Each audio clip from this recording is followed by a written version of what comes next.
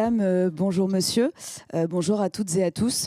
Bienvenue à cette première table ronde de l'édition 2026 des entretiens de l'orientation du programme Melchior. Cette année, ces entretiens sont consacrés au parcours des femmes dans les filières scientifiques et techniques, en questionnant à la fois leur choix d'orientation et leur carrière professionnelle. Cette première table ronde d'1 heure portera sur la question de la formation initiale et de la place des femmes dans les enseignements scientifiques dans le primaire et surtout dans le secondaire, c'est-à-dire le moment où les filles prennent la décision de continuer ou non les enseignements scientifiques dans leur spécialité au lycée.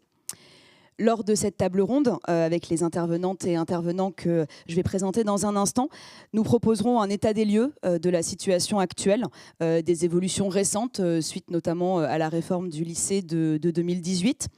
Nous nous interrogerons ensuite sur les actions qu'il est possible de mener auprès des filles dans l'enseignement pour qu'elles se dirigent davantage vers les filières dites STEAM, sciences, techniques, ingénierie et mathématiques. Et nous nous intéresserons enfin, dans une troisième partie, au rôle que peuvent prendre les enseignants et les enseignantes dans l'accompagnement des filles vers les filières scientifiques. Pour réfléchir donc à ces questions ce matin, 3 intervenantes et intervenants. Fatima Aït Saïd, inspectrice générale de l'éducation, du sport et de la recherche. Valérie Brusseau, qui est avec nous en visio, qui est présidente de l'association Elle Bouge, qu'elle nous présentera, et cadre dirigeante dans l'industrie. Et Franck Barraud, proviseur du Haut Lycée international de Palaiseau. Donc merci à toutes et à tous d'avoir accepté de participer à cette table ronde. Pour commencer, je vais vous laisser vous présenter rapidement et peut-être nous expliquer pourquoi vous avez été amené à vous interroger, à vous engager sur cette question de la place des filles dans l'enseignement scientifique. Peut-être Fatima Aït Saïd. Alors d'abord, merci pour l'invitation. Je m'y intéresse à double titre. D'abord, par mes fonctions précédentes, puisque j'ai été enseignante et chargée de mission sur des questions d'égalité de genre. Et donc ces questions en fait, de présence des filles dans un certain nombre de filières, et donc de sous-représentation des filles dans les filières scientifiques et de sur-représentation des filles dans un certain nombre d'autres filières, c'est quelque chose que j'ai travaillé à la fois sur le terrain et aujourd'hui au sein de l'Inspection Générale, c'est des thématiques que je travaille, notamment au sein de mon groupe, alors de sciences économiques et sociales. Et donc, je porte ici, et ma présence ici, elle s'explique par ce parcours, et aussi pour pouvoir faire écho aux nombreux travaux de l'Inspection Générale sur cette question. Vous allez recevoir cet après-midi des collègues qui ont travaillé sur le rapport Filles et Maths, qui a fait date avec l'Inspection Générale des Finances. Et donc, c'est à ce double titre que ces questions m'intéressent et d'où ma présence ici. Donc, je vous remercie. Merci beaucoup. Valérie Brusseau. Également, je vous remercie pour cette mise en lumière de l'association Elle Bouge. Donc, comme vous l'avez dit, je suis cadre dirigeante dans l'industrie à des postes techniques, actuellement en tant que directrice des opérations, et j'y exerce depuis un peu plus de 20 ans dans des métiers techniques. Et j'ai choisi cette filière, moi qui suis un pur produit de l'ascenseur social, une fille d'agriculteur et fière de l'être, parce que j'ai eu des professeurs, parce que j'ai eu des rôles modèles qui m'ont incité à déconstruire les stéréotypes et à choisir cette filière. C'est ainsi que tout naturellement, j'ai rencontré l'association Elle Bouge, dans lequel j'opère depuis 18 ans maintenant, et je suis présidente de cette association, et c'est pour nous très important, au titre de l'association, de participer à ce débat, à cette table ronde, car Elle Bouge, c'est une association qui vise à déconstruire les stéréotypes et à susciter des vocations scientifiques et techniques auprès des filles pour qu'elles embrassent ces carrières d'ingénieurs, de techniciennes, de scientifiques. Et donc, en tant qu'association de référence, c'est pour nous un honneur et très important que de participer à ce débat ce matin. Merci beaucoup. Franck Barraud. Moi, c'est un long cheminement de proviseur depuis plus d'une vingtaine d'années, effectivement, dans des milieux différents, à la fois sociaux, mais également culturels, dans des pays différents. Et j'ai toujours eu beaucoup de soins et d'intérêt à travailler l'orientation avec les élèves, ce qui me permet de rester en tant que proviseur toujours au contact de leurs projets et puis de voir la société évoluer, puisque ça va très très vite, surtout quand on a passé 10 ans à l'étranger, de retour en France, on redécouvre un autre pays. Et j'ai toujours été frappé au fur et à mesure en fait, d'une certaine retenue sur des choix de parcours des filles, avec des stéréotypes que l'on voyait aussi chez les garçons. Et c'est quelque chose que j'ai vécu et qui m'a fait m'engager quand j'étais aux Pays-Bas pour la EFE, dont j'étais aussi responsable pour tous les pays du Nord, la Scandinavie, donc où les rapports de genre sont extrêmement différents. Et donc voilà, c'est un long cheminement. Et bon, par ailleurs, familialement, j'ai une épouse qui est la directrice générale, qui est une pure scientifique. Et je vais régulièrement dans des usines et je suis toujours très frappé du peu de femmes qu'il y a dans ces métiers-là et sur des postes dirigeants dans des grands groupes internationaux. Merci beaucoup. Avant de débuter, en introduction de cette journée, nous avons une vidéo de présentation de cette journée donc par Sophie Béjean, rectrice de l'Académie de Lille, que je vous laisse découvrir. Bonjour à toutes et à tous, je suis très heureuse de m'adresser à vous, à la fois comme rectrice de l'Académie de Lille et des Hauts-de-France, puis en même temps comme femme qui a fait une carrière dans l'enseignement supérieur, la recherche et aussi bien sûr de la fonction publique. Alors d'abord comme rectrice, je veux dire que l'égalité entre les filles et les garçons et plus précisément le lien entre femmes et sciences, femmes et mathématiques, c'est pour nous un enjeu majeur. C'est un enjeu d'égalité. D'ailleurs, cet objectif d'égalité entre les filles et les garçons est inscrit dans le Code de l'éducation. Et puis c'est aussi un enjeu d'avenir pour que la société que nous construisons, mais aussi plus largement les technologies, les innovations, la science, la recherche, y compris dans le domaine de la santé, puissent prendre en compte les talents des femmes et des hommes. Autre élément très important qu'on constate, c'est que les parcours scolaires de nos élèves sont très marqués par le genre. Les filles vont moins vers les mathématiques et les sciences dès le premier degré, et puis les garçons, en revanche, moins vers les lettres, les humanités, les arts ou les langues. Que pouvons-nous faire ? Dans l'Académie de Lille, nous avons plusieurs actions. D'abord, une action sur les mathématiques et l'informatique, avec le dispositif maths et informatique, une équation lumineuse. Une autre expérimentation sur le territoire de Valenciennes avec le projet Mariam Mirzakhani, cette chercheuse femme qui a eu la médaille de mathématiques. Et puis d'autres actions qui sont menées en matière de formation comme dans d'autres académies.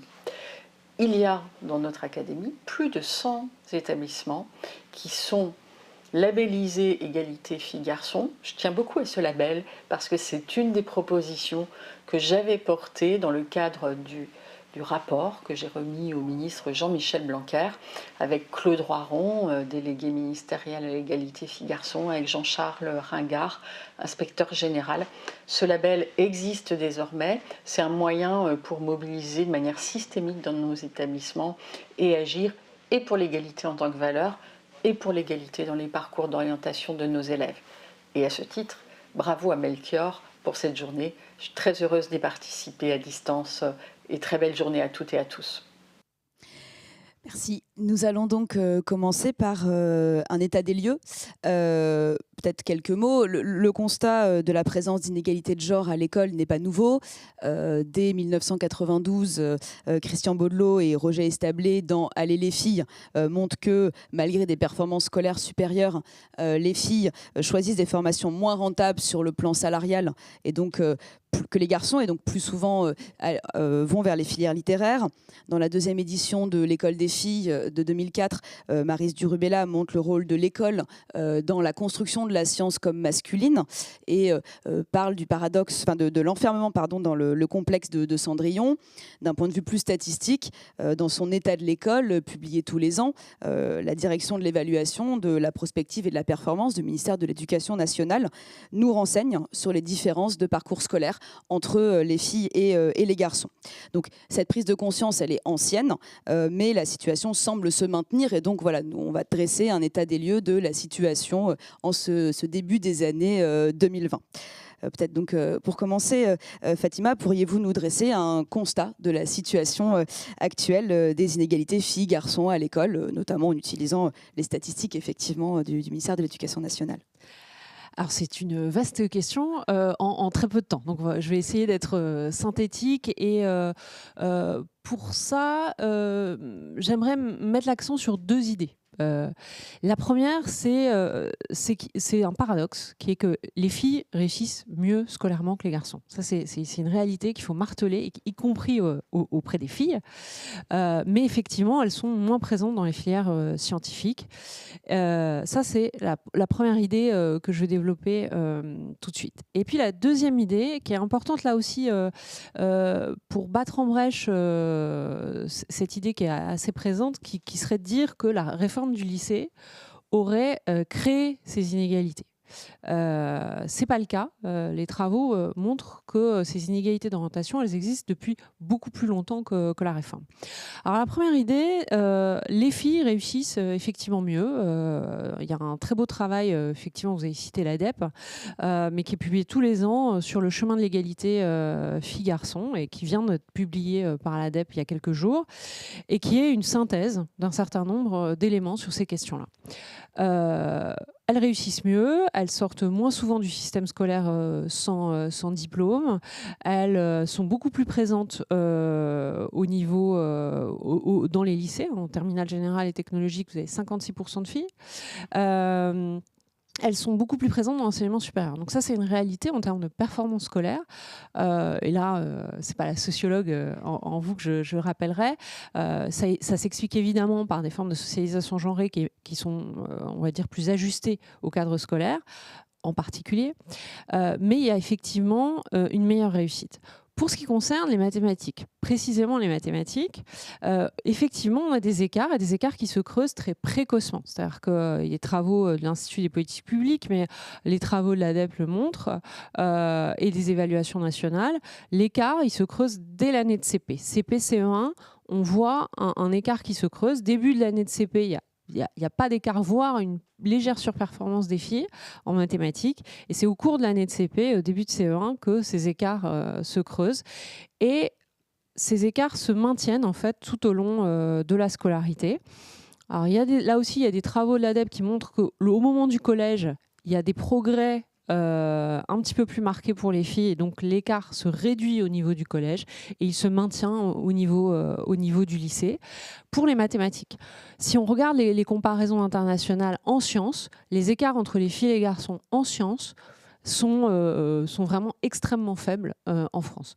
Donc la réalité en fait des écarts de performance, elle existe, mais elle est relativement faible, notamment si on compare par rapport à des écarts d'origine sociale, par exemple. Les écarts d'origine sociale sont beaucoup plus importants que les écarts entre filles et garçons. Ces écarts de performance, ils sont beaucoup plus faibles que effectivement les écarts de choix de filière. Et là, si on regarde par exemple les doublettes de terminale, il y a une réalité qui est que sur la doublette mathématiques physique, on a 38% de filles. Mathématiques sciences de l'ingénieur, on a 13% de filles. Par contre, sur les filières avec des sciences de la vie et de la terre, donc, qui sont aussi des sciences, et il faut aussi le rappeler, là on est à plus de 60% de féminisation. Et sur les filières dites littéraires ou d'humanité, on est sur des proportions de 70 à 80% de filles. Et c'est évidemment pareil dans l'enseignement supérieur. Et on est autour de 25% en fait, de filles dans les filières STEM ou STEAM, selon qu'on comprend le français ou l'anglais, hors SVT, c'est-à-dire hors biotechnologie, etc. Et ça, C'est le cas depuis de nombreuses années. Et ce qui m'amène au deuxième point que je voulais mettre en avant, qui est que la réforme du lycée n'a pas créé ces inégalités, puisque ça fait plusieurs décennies qu'on est à 25% de filles dans ces filières STEM, dans l'enseignement supérieur.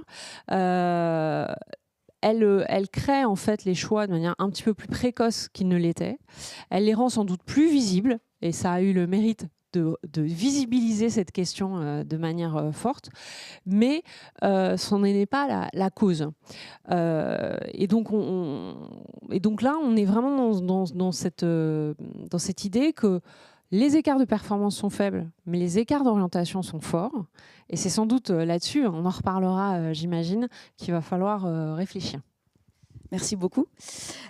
Franck, en tant que proviseur, voilà, quelles sont les observations que vous pouvez faire sur les choix des filles, notamment à la fin de la seconde?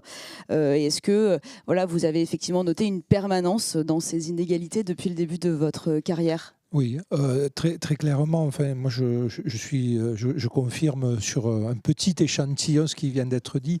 Effectivement, on voit une stabilité. Effectivement, on est en dessous de 50%. Moi, sur mes différents établissements, des filles qui prennent maths. Et si je prends véritablement le bac S et la doublette maths, physique, SVT, on est à moins de 30%.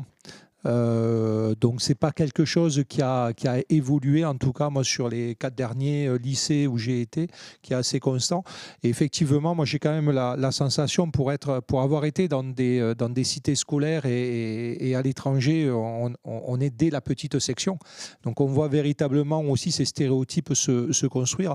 La question est bien plus importante sur des aspects psychosociaux, sur des aspects éducatifs dès le plus jeune âge, de construction de ces stéréotypes tout le long d'une scolarité et au-delà, parce que je crois que ça dépasse le cadre scolaire, qui fait qu'on arrive effectivement avec un pourcentage de filles en STEAM ou en STEM, je ne sais pas comment on va se positionner aujourd'hui, mais qui est extrêmement faible, hein, puisque je crois que ça fait effectivement, je n'ai pas les chiffres, mais plusieurs années qu'on stagne à 30%. On n'est pas les seuls d'ailleurs. Il y a beaucoup de pays qui sont européens qui sont sur ces pourcentages-là. Et au lycée, concrètement, voilà, comment se passent ces décisions d'orientation à la fin de la seconde? Qui intervient? Est-ce que ce sont plutôt les parents, les professeurs, les élèves? Alors, moi j'ai toujours considéré que notre rôle, c'était d'accompagner, c'était d'ouvrir le champ des possibles, c'est finalement de mettre sur la table toutes les possibilités qu'une lycéenne ou un lycéen a. Et on voit, mais ça c'est assez permanent aussi, on voit qu'on est souvent en situation de médiation entre élèves et leur famille. Dans un sens comme dans l'autre, moi j'ai quand même la sensation qu'on a véritablement dans les échanges que l'on a avec des familles pour construire ces choix de triplettes maintenant, mais de la même façon dont on avait des choix de série, je trouve que les familles ont évolué aussi. En termes d'ambition, en fait, avoir des filles qui vont... alors, pour les garçons, il est toujours normal qu'ils aillent dans des matières scientifiques. Donc ça pose aussi question dans l'autre sens. Pour moi, l'égalité, elle est dans les deux sens. La sous-représentation, elle est genrée, très clairement, entre les matières humanistes et puis les sciences. Mais je trouve que de plus en plus, les parents ne sont pas dans cette restriction. En tout cas, moi, j'ai quand même plus la sensation que c'est plutôt les filles qui sont encore, malgré tout le travail qui est fait depuis des années, parce que il faut quand même... avant, il y avait un silence sur ces questions-là. Là, moi, j'aurais tendance à dire, depuis une dizaine d'années, ce sont des questions avec la création de dispositifs d'associations comme Elle Bouge et plein d'autres associations qui font que cette vérité a éclaté. Donc ça, c'est la première étape. La deuxième étape, je pense qu'on commence à avoir une prise de conscience de tout un chacun. Et également des équipes enseignantes qui étaient dans une suite de la société, de représentation. Et est-ce que les filles qui font maths physique, par exemple, en terminale, je ne sais pas si au moment de Parcoursup, est-ce qu'elles vont effectivement vers des filières STEAM ou STEM dans l'enseignement supérieur ensuite, ou est-ce qu'elles vont se diriger vers des filières plus, voilà, type ECG, par exemple, qui sont des filières moins axées sur les sciences? Alors, moi, là, je suis dans un échantillon qui est quand même un peu particulier. C'est-à-dire qu'on est sur la technopole de Saclay. Beaucoup de parents d'élèves sont soit des ingénieurs, soit des enseignants-chercheurs dans un monde qui est extrêmement scientifique. Donc, c'est délicat de pouvoir... parce qu'en fait, elles vont vers notamment des classes prépa scientifiques assez naturellement. Il n'y a pas ce choix-là, il est de toute façon fait une première, hein, en gros, puisque le choix de la spécialité qu'on abandonne est déterminant. Mais il n'y a pas de restriction par rapport à ça. J'ai très peu de filles ou d'élèves en général qui ont pris une doublette maths SES ou maths physique plutôt et qui disent je veux aller vers une école de commerce. C'est assez cohérent. Je trouve qu'il y a une fluidité de parcours, mais encore une fois, dans un autre établissement, j'aurais peut-être pas obligatoirement la même analyse. Il faut être quand même honnête, on est dans un monde un peu particulier sur le plateau de Saclay. Valérie Brusseau, quand j'ai regardé le site de l'association Elle Bouge, il y a une information qui m'a surprise, c'était une femme sur 5 découragée de faire des études scientifiques. Et donc voilà, d'où vient ce constat et qu'est-ce qui décourage? Pourquoi par qui elles sont découragées? Alors déjà, ce constat, il est issu d'une enquête qui a été menée il y a 2 ans par Elle Bouge, en lien avec OpinionWay. Et cette enquête, elle a été menée auprès de plus de 6000 femmes, donc des femmes en poste, en carrière scientifique, technique dans les entreprises, environ 4000 femmes et plus de 2000 filles dans les carrières scientifiques et techniques. Et seulement 30% d'entre elles connaissaient Elle Bouge. Donc les résultats, une fille sur 5 découragée, mais aussi 63% des filles qui ne veulent pas aller dans l'industrie, 80% des filles qui disent avoir été confrontées à des stéréotypes de genre durant leurs études, 60% des femmes en industrie qui disent que même si les choses avancent, il y a encore beaucoup à faire. Donc tout ça, ça vient de stéréotypes de genre que les filles ont intégrés depuis le plus jeune âge, depuis les parents, l'éducation, tout ça continuant à être porté par le personnel enseignant et venant aussi du fait du manque de désirabilité de l'industrie qui a travaillé aussi sur l'ouverture et le fait de montrer que ces carrières sont possibles puisqu'on ne choisit que ce que l'on connaît. Et pour les filles en sciences, ces chiffres, ils ont montré, une fille sur 5 découragée, que ce syndrome des stéréotypes, faire face à des stéréotypes, est renforcé par le syndrome de l'imposteur, syndrome qui consiste à penser que l'on n'est pas capable de faire quelque chose alors que l'on en a complètement les capacités, et syndrome de l'imposteur qui est renforcé par 2 facteurs. Le premier facteur, c'est un manque de rôle modèle. Il n'y a que 24% de filles dans les filières ingénieurs à destination de carrières scientifiques, et aussi par le fait qu'il y a peu de femmes en poste, ou pas encore assez, puisque dans l'industrie française, il n'y a que 30% de femmes dans toute l'industrie. Et si on enlève les postes dits fonctions support, même si j'aime pas beaucoup ce mot, et uniquement les fonctions scientifiques, techniques, on tombe à 20 à 23% de femmes. Donc un manque de représentation et un syndrome de l'imposteur. Donc c'est pour ça que... Allez-y. Je vous en prie. C'était pour savoir si vous Donc avez... c'est pour ça que... Oui. Pardon. Allez-y. Je me demandais si vous avez vu une différence depuis la création de l'association, justement, sur ces questions-là. Alors, l'association, elle a été créée il y a 20 ans par notre fondatrice, Marie-Sophie Pavlac, qui a vu des industriels arriver et dire qu'il n'y avait pas assez de femmes dans les rangs de l'industrie et que, globalement, comment on pouvait faire pour y arriver.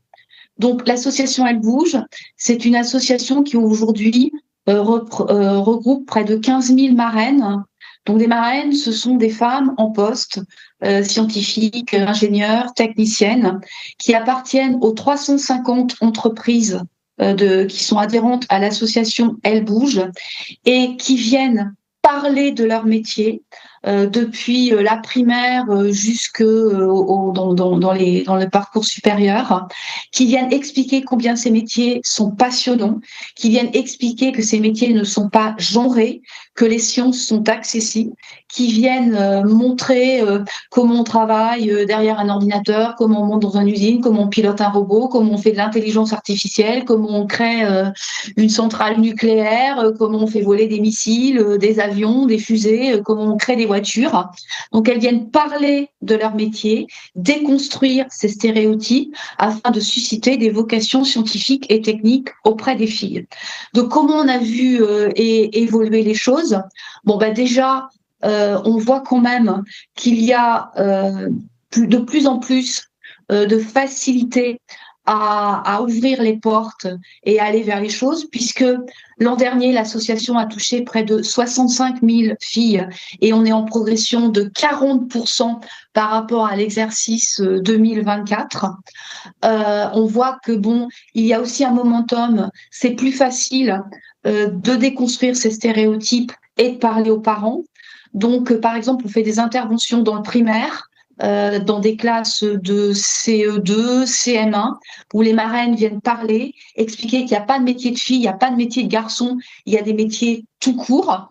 On fait des interventions dans des salons. Par exemple, la semaine dernière, nous étions à Global Industrie. Il y a plus de 150 filles qui ont visité tous les robots, toute l'industrie française et qui ont vu combien ces métiers étaient enthousiasmants. Et je peux vous dire que vu les visages, on voit que quand on parle, les filles ont envie d'y aller. On fait des interventions dans les lycées, dans les collèges, etc. On fait aussi des webinaires. On a des événements liés à l'association. Là, par exemple, on va avoir le challenge Innovatech où on met des marraines et des étudiantes en vase clos pendant une journée et elles vont en accéléré concevoir un projet industriel depuis l'étude d'un business case, l'évaluation d'un prototype et elles vont pitcher. Et il y aura donc tout ça, c'est en région puisqu'elle bouge est présente sur tout le territoire et elles vont venir. Il y aura une finale à la Cité des Sciences au mois de mai. Donc, comment on voit les choses? Il y a de plus en plus d'engouement, mais néanmoins, ça n'avance pas, ça a été dit, ça stagne. Donc, c'est pour ça qu'elle bouge, s'est emparée encore plus du sujet au travers des axes stratégiques du conseil d'administration que je préside. Et notamment, dans nos axes stratégiques, il y a versé au débat public, puisque Elle Bouge a une expertise, connaît, et notamment, nous avons beaucoup œuvré avec le ministère de l'Éducation nationale sur des recommandations pour alimenter le plan Filles et Maths, puisque dans l'enquête dont on parlait tout à l'heure, il y avait des recommandations consistant à faire en sorte que les filles rencontrent des rôles modèles. Donc, c'est ce qui est fait actuellement par l'Éducation nationale depuis le lancement en septembre dernier, mais aussi le fait de former les enseignants à la déconstruction des stéréotypes, puisque Madame l'a dit tout à l'heure, il y a un décrochage au niveau du CP, mais il y a aussi des évaluations qui sont genrées, notamment dans les bulletins scolaires. Tout ça étant entretenu par du personnel enseignant qui, évidemment, sans le vouloir, peut avoir une éducation qui n'est pas inclusive et genrée entre les petites filles et les petits garçons. Et donc, on a œuvré en ce sens. Et donc, pour aller plus vite, plus haut, plus fort, toujours versé au débat public, on a fait un plaidoyer pour les élections municipales. On est en train d'en préparer un pour sensibiliser les élus et toute la société au fait qu'il faut s'emparer collectivement de ce sujet qui avance mais qui n'avance pas assez vite pour faire en sorte que on atteigne la parité dans les choix et la parité dans les entreprises, puisque dans les entreprises, c'est un véritable enjeu d'efficacité opérationnelle. Merci beaucoup. Il va être temps de passer à notre deuxième partie sur les actions. Effectivement, on va développer cette question des actions qu'on peut mener vis-à-vis des élèves. Si je repars toujours de l'ouvrage de Maryse Durubella dont je parlais tout à l'heure, elle montre que le choix effectivement des parcours scolaires dépend des métiers que les filles souhaitent occuper, et donc elles s'autocensurent parce qu'elles ne veulent pas accéder à des filières qui vont conduire à des métiers jugés trop masculins. Et donc ça contribue évidemment à entretenir les inégalités de genre. Vous en avez parlé, il y a effectivement un décrochage en maths au niveau du CP. Donc on retrouve les deux problèmes majeurs en sociologie de l'éducation, le niveau et l'ambition ici. Et donc, vous l'avez aussi dit, Fatima, le problème est quand même plus en termes d'ambition qu'en termes de niveau. Mais voilà, quelles sont les solutions qui existent aujourd'hui? Quels sont les moyens qu'on peut mettre en œuvre pour remédier peut-être quand même à cette différence de niveau et surtout à lutter contre l'autocensure? Alors, il y a deux choses dans votre question et puis dans les propos de Mme Brousseau sur lesquels j'aimerais revenir. La première chose, c'est effectivement que les écarts de performance sont existants mais faibles. C'est ça, il faut le dire, il faut le répéter. Et donc l'essentiel est lié... Alors, la question de l'autocensure, je pense qu'elle est plus complexe que ça. C'est-à-dire qu'il y a trois choses qui se combinent.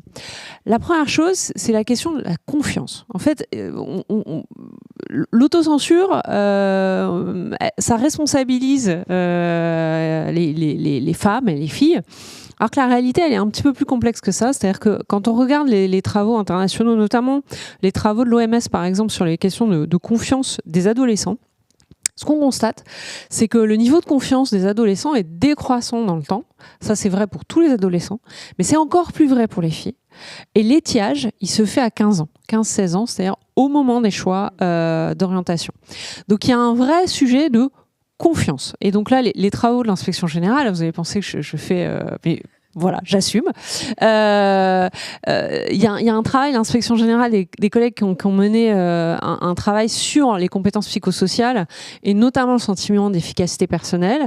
Il y a un vrai travail à faire sur le sentiment d'efficacité personnelle au global et en particulier pour les filles, parce que cette question de la confiance, et notamment la confiance scolaire, elle est très forte.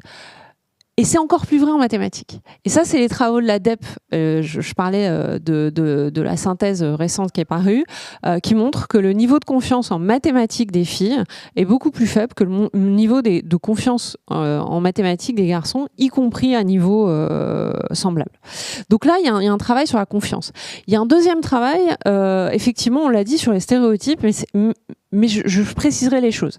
Le travail des enseignants n'est pas en cause.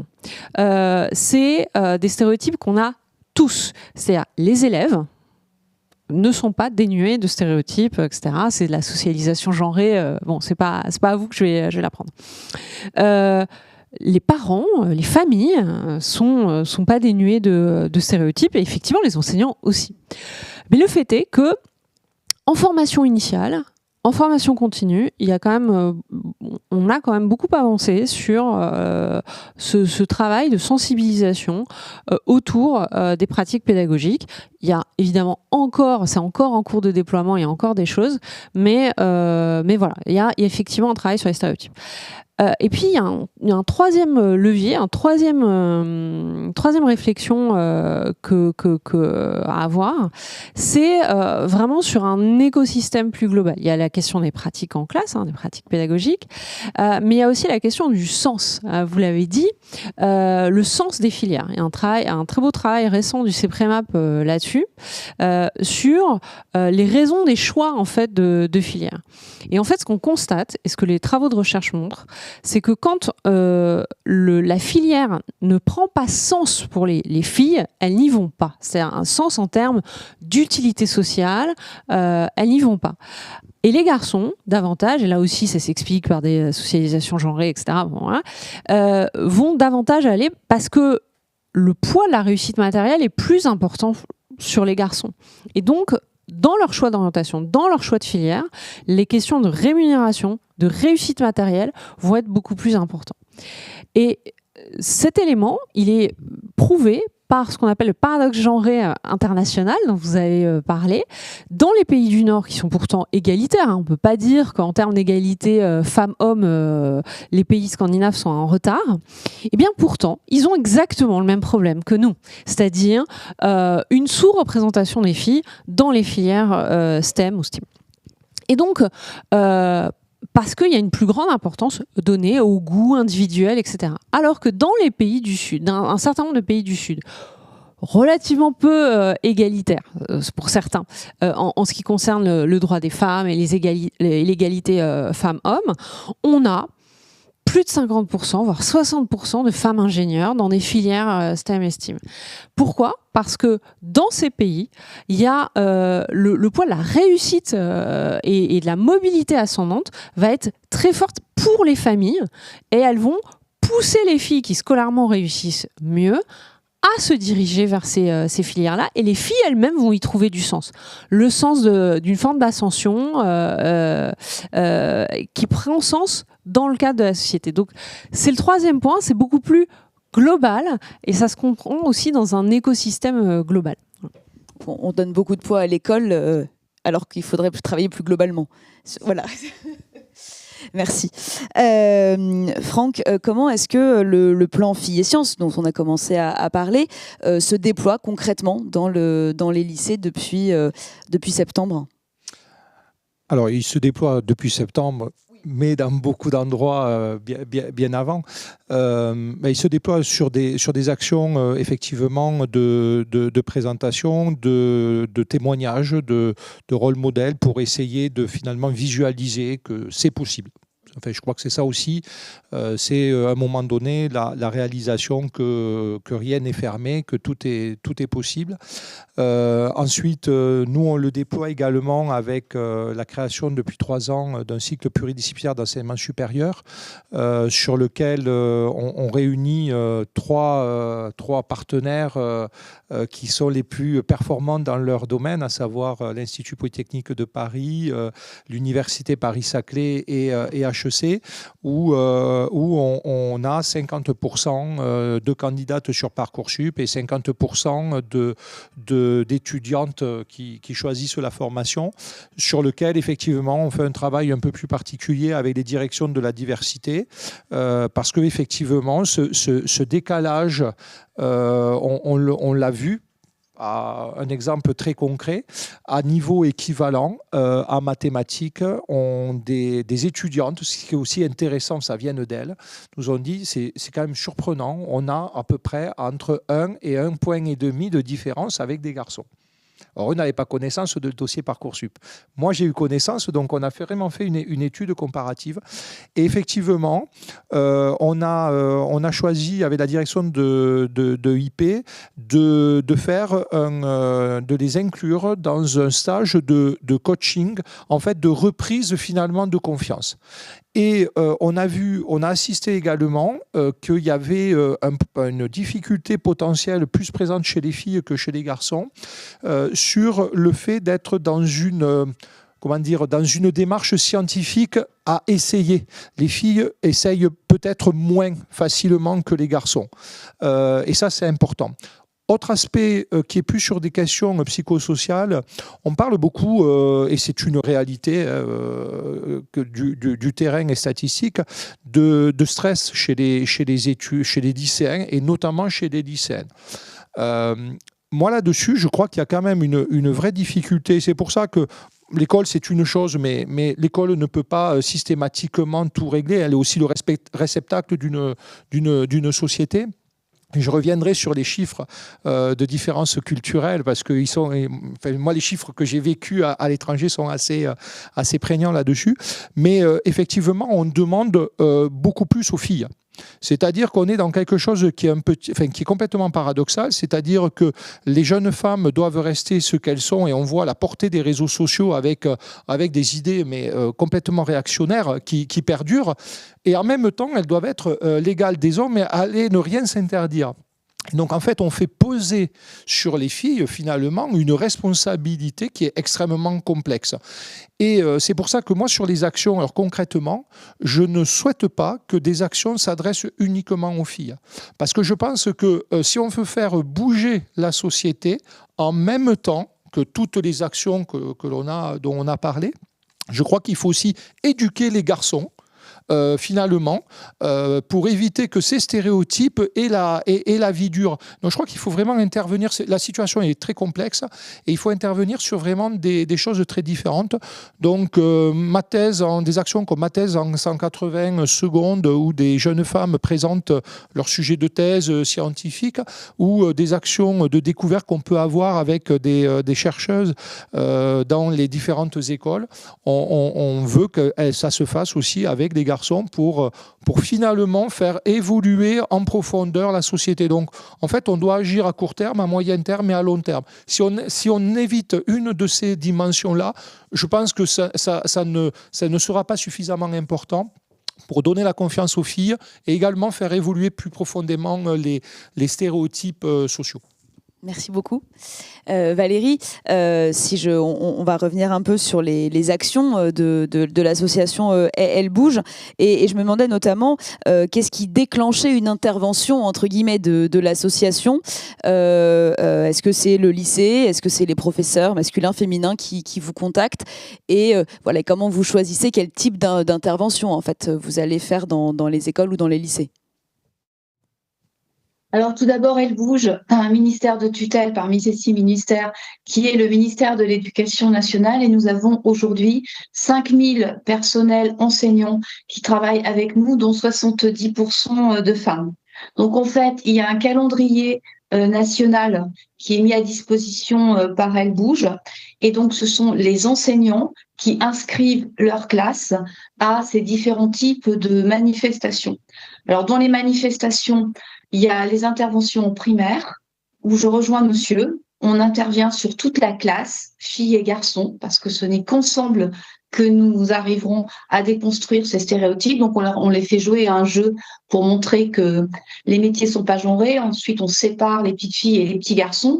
Et puis ensuite, on revient sur un débat et on leur fait une expérience scientifique, la poussée d'Archimède nous aidant beaucoup pour leur montrer que les sciences sont des choses extrêmement accessibles. Ensuite, il y a un deuxième volet où on les emmène en entreprise. Et là, je suis aussi d'accord, il faut travailler sur tout l'écosystème. Les entreprises ouvrent leurs portes à la classe, et donc il y a un projet pédagogique pour montrer ce que c'est qu'une entreprise, ce que c'est qu'une usine, ce que c'est qu'un laboratoire. Et il y a enfin un troisième volet qui est une rencontre avec les parents, puisqu'on remet dans le carnet de liaison un one-pager qui explique ce que c'est que les stéréotypes de genre, et on ouvre un débat avec les parents. Et c'est là où je rejoins madame. Il n'y a pas que l'éducation nationale, il y a aussi le travail avec les stéréotypes de genre qui perdurent aussi dans la manière dont on éduque nos enfants en tant que parents. Donc ça, c'est des premières modalités. On intervient aussi beaucoup avec le personnel enseignant. On a une grosse opération qui est Elle Bouge pour l'orientation, qui a eu lieu en décembre. Donc là, c'est les marraines qui vont dans les collèges, dans les lycées, c'est les enseignants qui ouvrent leurs portes, les proviseurs qui ouvrent les portes. Et là, c'est donc les marraines qui vont expliquer pendant un après-midi comment elles ont choisi ces filières, comment on s'oriente, qu'est-ce qu'on fait dans les entreprises, quel est leur métier. Et en décembre dernier, on a touché 35 000 filles. Il y a eu plus de 450 établissements qui ont ouvert leurs portes. Et en retour d'expérience et en efficacité, 98% des enseignants qui ont participé à l'opération de décembre dernier veulent se réinscrire pour l'année prochaine. Donc voilà comment on est maillé avec l'éducation nationale et avec le personnel enseignant. Et est-ce que vous arrivez ensuite à avoir un retour des enseignants et des enseignantes sur les actions qui sont menées? Est-ce que vous arrivez à maintenir un contact après l'intervention? Alors, il y a un contact après l'intervention par un système qui s'appelle les marraines vous répondent, où et les enseignants et les filles et les garçons qui ont été, enfin pour les petits garçons, qui ont été sensibilisés peuvent prendre contact avec les marraines.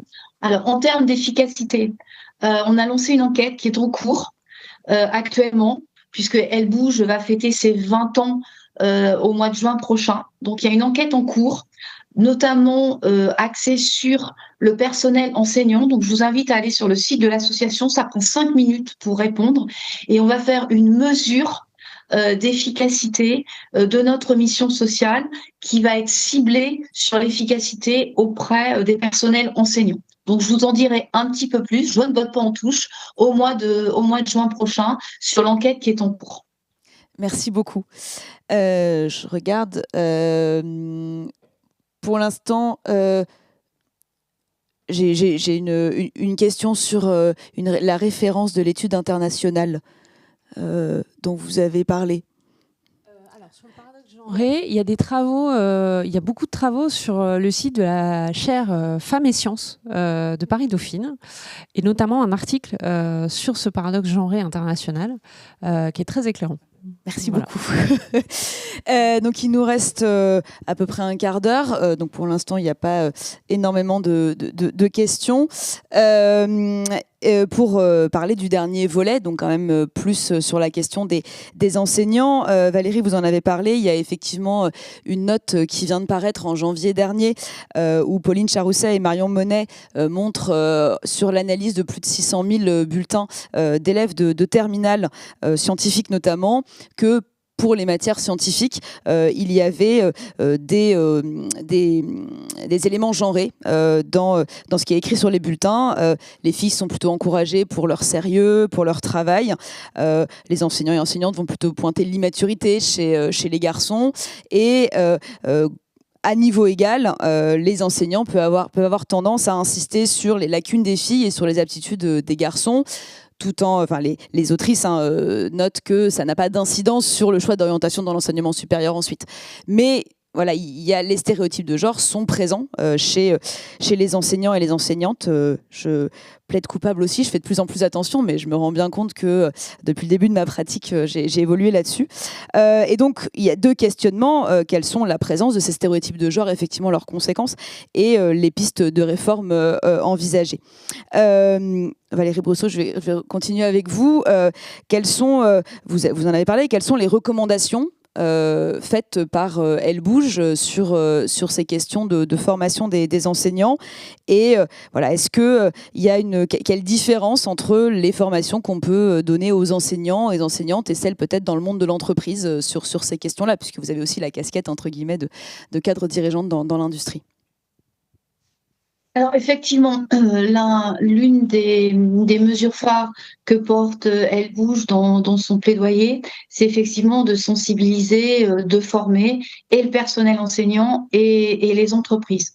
Alors pour le personnel enseignant, on en a parlé, hein, et encore une fois de plus, évidemment, personne ne veut faire du stéréotype de genre, et c'est absolument inconscient. Donc c'est les sensibilisations autour de la déconstruction des stéréotypes, d'interroger de manière égalitaire les petites filles et les petits garçons de classe, de faire attention à la rédaction des bulletins scolaires, et pour aider cette sensibilisation, donc Elle Bouge à des webinaires de formation, à des webinaires de sensibilisation à destination de toute la communauté Elle Bouge, dont les enseignants, sur comment on se positionne par rapport aux stéréotypes de genre, comment on déconstruit des stéréotypes de genre, comment on répond à des stéréotypes de genre, comment on fait face à ça, comment on prend conscience de sa posture par rapport aux stéréotypes de genre. Elle Bouge est notamment signataire de la charte des jouets contre les jouets genrés. Donc on a tout un volet de webinaires qui sont dispensés une fois par mois à l'attention des enseignants et de toute la communauté. Maintenant, côté entreprise. Donc chaque entreprise a sa politique RSE. Donc on encourage évidemment à tous les niveaux de l'entreprise, en lien avec la politique sociale de l'entreprise, à déconstruire les stéréotypes de genre. Donc dans l'entreprise, c'est un petit peu différent. C'est sensibiliser déjà les managers et l'ensemble de l'entreprise au fait qu'il y a zéro tolérance pour toutes les remarques sexistes, les biais de genre qui sont d'ailleurs qui ont d'ailleurs un contexte légal. Ensuite, le deuxième niveau, c'est de sensibiliser les managers au fait qu'on ne présente pas un poste de la même manière à un homme et à une femme.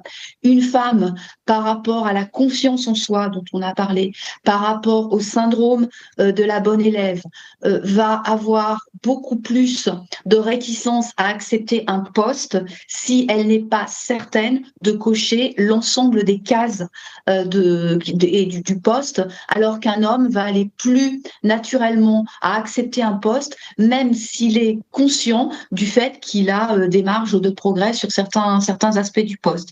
Il y a également de la sensibilisation en entreprise sur l'inclusion, sur le fait qu'on doit détecter des parcours féminins. Donc du coup, dans les organigrammes de remplacement, systématiquement mettre une femme de manière à ce que on alimente. Alors maintenant, il y a la loi Copé-Zimmermann qui dit qu'il va y avoir plus de 30%, enfin qu'il va y avoir 30% de femmes dans les comités de direction. Donc il faut alimenter le pipe et accompagner par des formations sur le leadership, sur comment prendre sa place, comment s'affirmer en entreprise et comment décoder aussi les biais intuitifs et les codes de l'entreprise pour prendre sa place et progresser en tant que femme scientifique dans l'entreprise. Donc voilà un peu les deux types de formation et les deux volets et comment ça s'interface entre l'entreprise et l'enseignement. Et encore une fois de plus, ce n'est que tous ensemble, parents, enseignants, société civile, entreprise, que nous arriverons à faire progresser cette cause. Merci beaucoup. Franck, est-ce que voilà, cette question des stéréotypes un peu de genre, vous pouvez les rencontrer au lycée, dans les conseils de classe, les conseils de discipline, voilà, les différents moments de la vie scolaire. Et vous en avez parlé, vous dites que vous êtes revenu en France après 10 ans passés à l'étranger. Est-ce que vous avez vu une différence de ce point de vue-là entre les lycées de l'AEFE, du réseau français à l'étranger, et les lycées en France ? Alors, sur les différents conseils, notamment, c'est vrai que c'est au niveau des conseils de classe que beaucoup de choses se passent. Moi, je dirais que c'est plus, en conseil de classe, pas tant que ça. Et je ferai une grosse différence aussi avec la mixité sociale, qui me semble être encore plus problématique que cette question de mixité de genre. Moi, je pense qu'il y a quelque chose il y a un moment très important, on le voit sur les dossiers Parcoursup, c'est la lecture que l'on a de tous les avis, des appréciations des enseignants. Et ensuite, moi, j'estime que notre rôle de chef d'établissement, c'est de remplir, même si c'est extrêmement... on a beaucoup d'élèves, c'est un grand moment, mais les chefs d'établissement, de remplir l'appréciation chef d'établissement sur Parcoursup, justement, alors on parlait du sérieux pour les filles. Moi, souvent, je mets exactement sérieux, que ce soit pour un garçon ou pour une fille. Il y a des choses sur lesquelles je pense qu'on prend tous conscience aussi, parce que ces biais-là, ils sont au fond de nous. Et encore une fois, je pense que toutes les formations, toutes les informations que l'on a est intéressant. Donc moi, je vois quand même que ça réduit véritablement, et je pense que Parcoursup y participe également, puisque avant on envoyait un dossier, il y a une dizaine d'années, on envoyait un dossier, on ne savait même pas s'il arrivait pour une candidature, et selon où on était en France, ça n'arrivait jamais d'ailleurs. Mais bon, ça c'est encore une autre question. Par rapport à l'étranger, alors moi je reviendrai sur justement les chiffres en STEM qui sont très intéressants. De façon concrète, moi j'étais sur 2 pays, donc aux Pays-Bas et en Tunisie. Aux Pays-Bas, 24% des filles sont sur des formations en STEAM. Vous prenez la Tunisie, on était à 54%. Donc la question, en fait, ça casse aussi beaucoup de représentations que nous on a, caricaturales, de sociétés qui sont moins égalitaires et qui finalement, concrètement, on encourage plus, ou en tout cas les filles sont encouragées ou vont plus naturellement vers ces formations-là, où il y a un côté effectivement de représentation sociale de la réussite qui est très différente. Et ce qui est encore plus surprenant, c'est qu'aux Pays-Bas, où le rôle des hommes et des femmes dans la sphère familiale est très différent de la France, comme dans tous les pays scandinaves. C'est-à-dire que prendre 1 mois, 2 mois en congé paternité pour un homme, ne pas le prendre, c'est une faute grave. Alors qu'en France, ce n'est pas tout à fait la même chose. Mais on voit qu'il ne faut pas le lier obligatoirement à ces éléments de société plus égalitaires et finalement de poursuite d'études en STEAM. Donc ça, en fait, tous ces chiffres-là, je pense que c'est important de les partager avec les enseignants. Je pense qu'il y a une vraie question de d'image de la réussite sociale qu'il faut avoir en France. Et je prendrai un autre chiffre dans ces études-là. Alors, il y a des sources du Forum économique mondial, il y a des sources de l'UNESCO qui sont tout à fait équivalentes.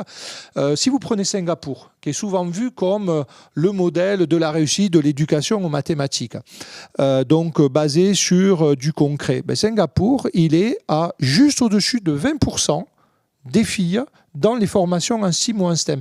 Donc on voit que c'est beaucoup plus complexe que finalement déconnecter tous les petits éléments. Il y a plein de choses qui se passent au niveau des représentations de la réussite. Sur les industries, moi je pense qu'il y a aussi la question des stages qui est extrêmement prégnante, c'est-à-dire, et là-dessus, que les industriels puissent être beaucoup plus proactifs sur on accepte des élèves en stage, mais que ça soit, on parle finalement de réussite, mais en BTS industriel, j'ai un BTS industriel, c'est difficile même quand on a des filles, c'est difficile qu'elles soient prises en stage. Donc il y a tous ces biais-là qui se cumulent, sur lesquels je pense que c'est un long cheminement, mais on doit de toute façon. Dernier aspect, je pense que c'est aussi important pour les formations d'équipe.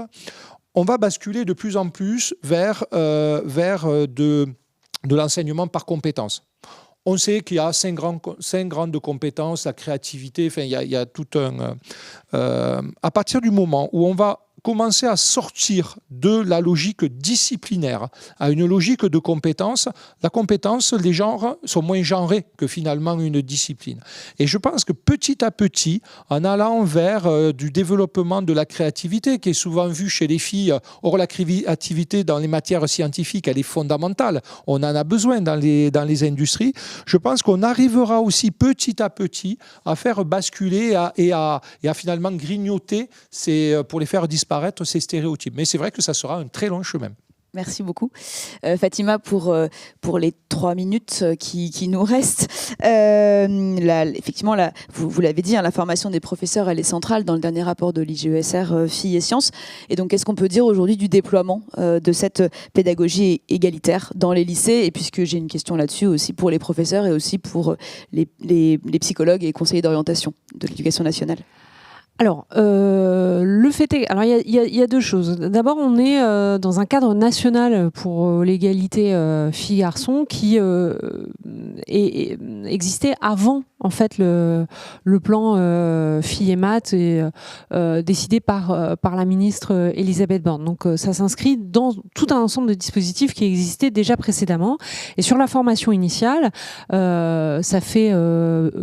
quand même plusieurs années que dans les masters MEF, c'est-à-dire les masters de formation pour les enseignants, donc la formation initiale, avait initié, inscrit ce type de sensibilisation et de formation. Donc effectivement, depuis plusieurs années, il y a vraiment une accélération sur la formation initiale et au global, c'est quelque chose qui est globalement pris en compte dans la formation initiale des enseignants. La deuxième question, c'est la formation continue. Il y a eu des dispositifs au mois de septembre avec le déploiement du plan précité. Et en académie, aujourd'hui, ce sont des dispositifs de formation qui sont en cours de déploiement. Donc ça, c'est pour la formation. Après, ce qu'il faut bien avoir en tête, c'est que la lutte contre les stéréotypes, l'encouragement à la confiance et à un certain nombre de compétences psychosociales, c'est global. C'est global, et pour les questions d'égalité filles-garçons, c'est quelque chose de constant. C'est-à-dire qu'il ne suffit pas de faire une sensibilisation une fois, c'est aussi des piqûres de rappel sans cesse, puisque les stéréotypes, on en a tous besoin, ils sont inconscients, et chasser le naturel, il revient rapidement au galop. Donc c'est quelque chose d'assez constant, et il faut et c'est inscrit dans le pilotage des établissements, les données sexuées, l'attention aux appréciations, etc. Ça, c'est des choses qui sont en cours de déploiement et qui avancent. Sans doute peut-être pas assez vite pour certains, mais en tout cas, c'est quelque chose dont on a pris conscience, je dirais, collectivement, et qui est inscrit dans des formes de pilotage plus globales. Merci beaucoup. Je pense qu'on est arrivé au terme de notre première table ronde. Donc voilà, merci Fatima, merci Valérie, merci Franck pour vos analyses et bonne journée à toutes et à tous et bonne suite d'entretien de l'orientation du programme Melchior.